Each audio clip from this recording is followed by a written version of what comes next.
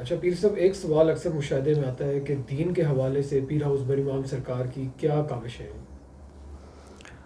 یہ سوال اکثر و بیشتر ہم سے پوچھا گیا، اور خاص طور پر جب ہماری کوئی ایسی بیان سوشل میڈیا پہ چلتا ہے تو لوگ اکثر یہ پوچھتے ہیں کہ پیر صاحب نے کوئی دین کے حوالے سے کوئی ایسی خدمت کی ہو، کوئی ایسی کاوش ہو، کوئی مدرسہ بنایا ہو یا دیگر کوئی ایسی چیز ہو۔ تو میں اس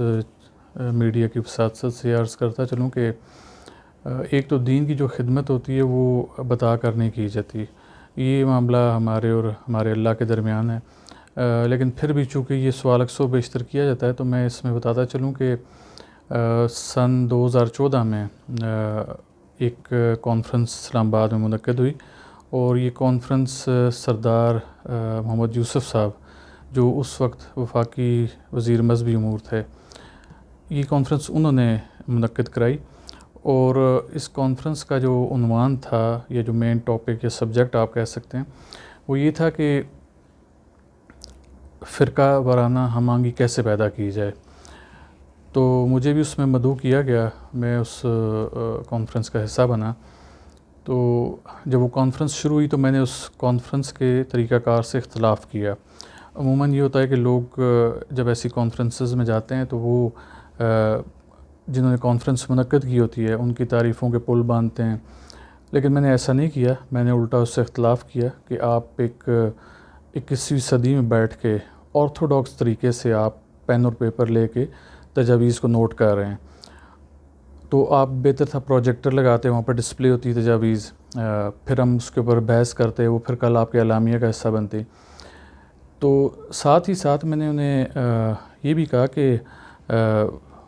اس دور میں رہتے ہوئے جو 21ویں صدی ہے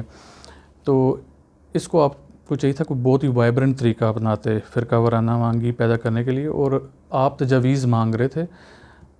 جو موضوع تھا اس کے اوپر آپ نے کہا تھا کہ تجاویز چاہیے،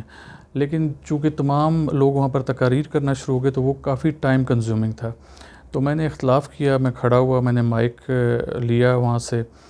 تو میں نے انہیں کہا کہ میں آپ کو ایک تجویز پیش کروں گا، اور مجھے میرے اللہ پہ پورا بھروسہ ہے کہ انشاءاللہ اس کے بعد کوئی تجویز آئے گی نہیں، اور مختلف حوالوں سے آئیں گی، ڈیبیٹ کا حصہ بنے گی، لیکن جو تجویز میں پیش کرنے جا رہا ہوں مجھے اس پہ پورا اعتماد تھا۔ تو الحمدللہ میں نے اس وقت سن 2014 میں سردار یوسف صاحب کو یہ تجویز پیش کی کہ، اور وہ ایک تجویز تھی صرف، اور میں نے انہیں کہا کہ آپ اگر فرقہ وارانہ ہم آہنگی پیدا کرنا چاہتے ہیں مختلف مسالے کے درمیان، تو آپ نصاب میں سے جو تعلیمی نصاب ہے اس میں سے اسلامیات کے سبجیکٹ کو ہٹائیں اور قرآن پاک کی ترجمہ کے ساتھ تعلیم کو نصاب کا حصہ بنا دیں۔ الحمدللہ یہ میری کاوش تھی کہ سردار یوسف صاحب مجھے سیرت النبی کانفرنس پہ صدر ہاؤس میں ملے، اور آپ نے برملا کہا کہ اس پوری کانفرنس میں ایک واحد آپ کی طرف سے یہ تجویز آئی تھی جس کو ہم انشاءاللہ امپلیمنٹ کریں گے۔ انفارچونیٹلی معاملات چلتے رہے اور وہ اس کو مکمل طریقے سے امپلیمنٹ اس لیے نہ کر سکے کیونکہ برین چائلڈ میرا تھا، اور وہ میرے سے انہوں نے رابطہ نہیں کیا اس کے بعد، اور یہ میری کاوش اس طرح چلی، اور میں مختلف خطوط میں نے ارسال کیے وزیر اعظم صاحب کو بھی جو اس وقت کے تھے میاں نواز شریف صاحب۔ تو پھر سینیٹر بلیغ الرحمان صاحب نے اس کو 2016 میں اس کا باقاعدہ اعلان کیا